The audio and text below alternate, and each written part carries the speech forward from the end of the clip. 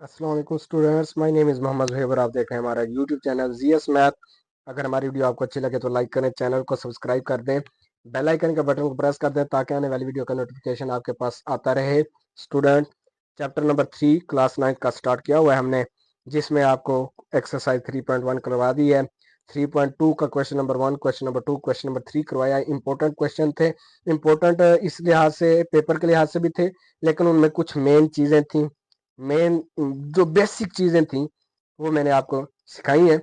तो last video में जो बेसिक चीज थी, एंटी लॉग किस तरह लेना है, ठीक है, लॉग के टेबल को इस्तेमाल करते हुए, और उसके बाद मैंने ये बताया कि आंसर में आपने पॉइंट कैसे लगाना होता है।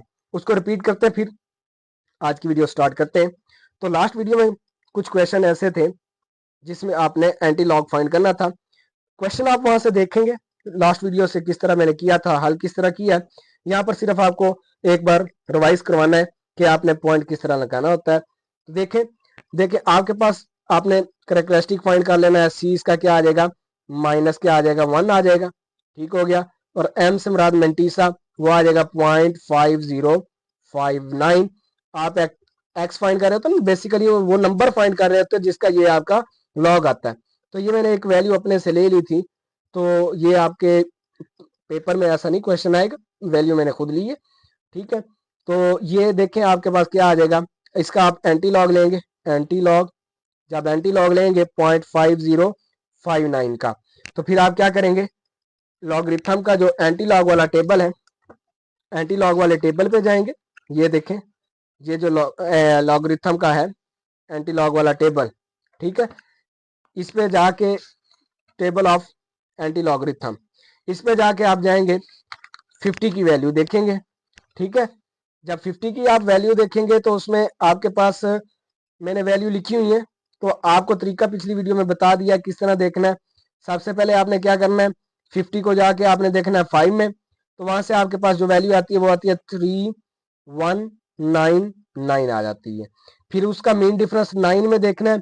9 में जब मीन डिफरेंस देखते हैं तो वो आपका 7 आता है, ऐड करने से आपके पास आंसर आ जाता है 3206, ठीक है। अब ये आपका क्या आया, आंसर आया। अब जब आप आंसर लिखते हो, ये तो लिख दिया 3206। अब मसला ये होता है कि पॉइंट कहाँ पे लगाना है। मेन चीज जो थी उस वीडियो में वो यही थी कि आपने पॉइंट कैसे लगाना है। तो पॉइंट के लिए आपने ये जो करेक्टरिस्टिक यानी खासा निकाला हुआ है, ये -1 है, इसमें आपने +1 करना है। चाहे -1 आ जाए, चाहे जो भी आपका करेक्टरिस्टिक निकलेगा, खासा निकलेगा, उसमें आपने +1 करना होता है। जो आपके पास आंसर आता है उतने हिस्सों के बाद आपने पॉइंट लगा देना है। अब इसका आंसर 0 आया तो 0 हिस्से के बाद यानी बिल्कुल फर्स्ट पे आ जाता है, ठीक है।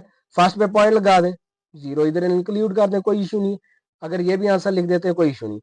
अब इसी तरह का कोई एक मिसाल है आपके पास है, मैं अपने से फिर वैल्यू एक ले रहा हूँ, आंसर भी अपने से बना देता हूँ। जैसे फॉर एग्जांपल ये आपके पास था करेक्टरिस्टिक 2.5059 है, चले इसी को देखें, ठीक है। अब इसका चीज तो यही निकलेगी, एंटी लॉग तो इसका यही निकलेगा ना, 3206। अब मेन चीज ये है कि हमने पॉइंट कहाँ लगाना है। पॉइंट के लिए फिर क्या करेंगे, इसका जो ये खासा है, खासा इसका 2 है, 2 में क्या करेंगे, +1 करेंगे तो क्या आ जाएगा, 3 आ जाएगा।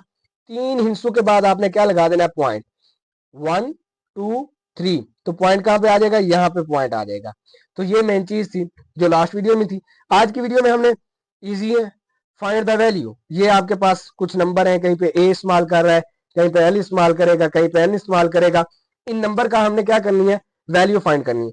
एक क्वेश्चन समझा रहा हूं, सिमिलरली ऐसे ही क्वेश्चन है, कोई चेंजिंग नहीं है। देखें, आपने क्या करना है, सबसे पहले सोल्यूशन में वैल्यू लिख लेनी है, ठीक है। अब मैं डायरेक्ट करूंगा, ठीक है। तो आपने ये जो है लॉग,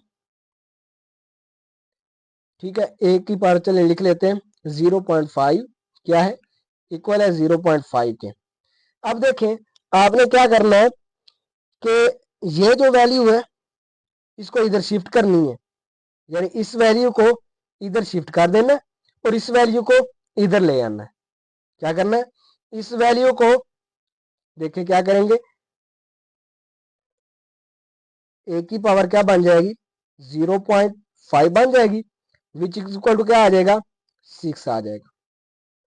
ठीक है, अब देखें तो मैंने तो फाइंड करनी थी ए की वैल्यू। अब ए की वैल्यू के लिए क्या करूंगा, इधर क्या है 0.5 है, अगर इसको मैं लिखूं तो वो क्या बन जाएगी, ए की पावर 1/2 लिख सकता हूं ना। 0.5 किसके बराबर होता है, 1/2 इज इक्वल टू क्या आ जाएगा, 6 आ जाएगा। इसमें मेन चीज यही है, ये थोड़ा सा पॉइंट वाला क्वेश्चन मैंने इसलिए लिया ताकि आपको समझ में आ जाए। अच्छा, अब सारे क्वेश्चन में ना इसी तरह ही करना है। आपके जो इधर वैल्यू दी होगी आपने इधर शिफ्ट कर देनी है, यानी लेफ्ट पे जो वैल्यू होगी उसको आपने राइट पे ले जाना है, राइट वाली वैल्यू को लेफ्ट पे ले जाना है, चाहे इसका पार्ट 1 है चाहे इसका पार्ट 3 है, और जो पार्ट 4 है उसमें भी थोड़ी सी चेंजिंग है वो भी आपको करवा देता हूं। अब क्या करेंगे, अब मैंने पॉइंट खत्म किया तो 0.5 की वैल्यू 1/2 होता है। अब इसकी ये 1/2 है, बेसिकली ये इसका क्या है, ए का स्क्वायर रूट बन गया, इज इक्वल टू क्या आ जाएगा, 6। अब स्क्वायर रूट करने के लिए क्या लेते होते हैं, स्क्वायर लेते होते हैं। तो दोनों साइड का लिखेंगे टेकिंग स्क्वायर को, sorry taking square root both side. तो इधर भी आप लेंगे स्क्वायर और इधर भी आप ले लेंगे स्क्वायर, तो स्क्वायर से ये जगह कैंसिल हो गई, तो ए की वैल्यू यहां से क्या निकल आएगी, 36 निकल आएगी। ए की वैल्यू क्या निकल आएगी, 36। ये सिंपल तरीका है जिसमें आपको प्रॉपर तरीके से समझाया।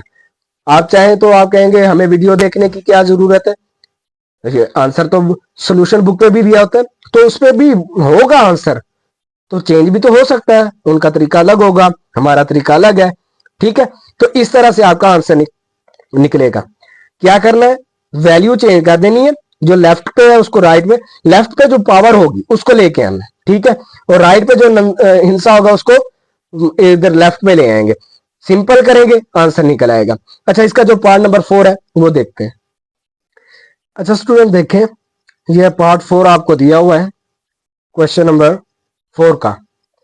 इसमें देखें आपने इसकी वैल्यू फाइंड करनी है। देखें पहले में क्वेश्चन में आपको लॉग दिया हुआ था लेकिन इसमें लॉग नहीं दिया हुआ, तो हमने क्या कहा कि हम ले लेते हैं दोनों साइड का, क्या लेते हैं, टेकिंग लॉग बोथ साइड, यानी इस साइड पे भी लॉग ले लिया इस साइड पे भी लॉग ले लिया। अच्छा, यहाँ पर लॉग की एक प्रॉपर्टी मैं इस्तेमाल करने लगा हूँ, ये आगे भी इस्तेमाल होगी, अगली एक्सरसाइज पूरी इसी पे है।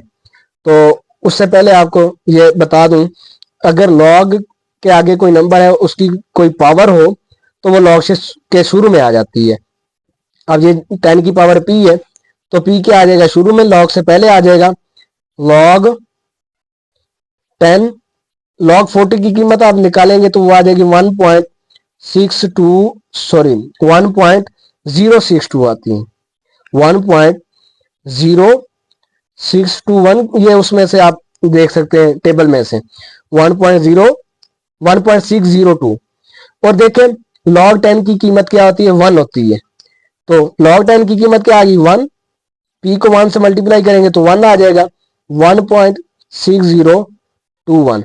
तो ये आपका क्या आ जाएगा, आंसर आ जाए। सिर्फ 3 स्टेप हमने इसमें किए हैं, एक इसका लॉग ले लिया दोनों साइड के, अब फिर हमने एक प्रॉपर्टी इस्तेमाल की, अगर लॉग के आगे कोई नंबर है उसका कोई पावर है तो पावर को लॉग से पहले लिख देना है, और लॉग 10 की वैल्यू हमें पता है वो 1 के बराबर होता है, और लॉग 40 की कैलकुलेटर से निकालना चाहे कैलकुलेटर से निकाल लें, टेबल में से जाके निकालना चाहे तो टेबल से भी निकाल सकते हैं, वो आपके पास 1.6021 आ जाएगी। यही आपका क्या है, आंसर है।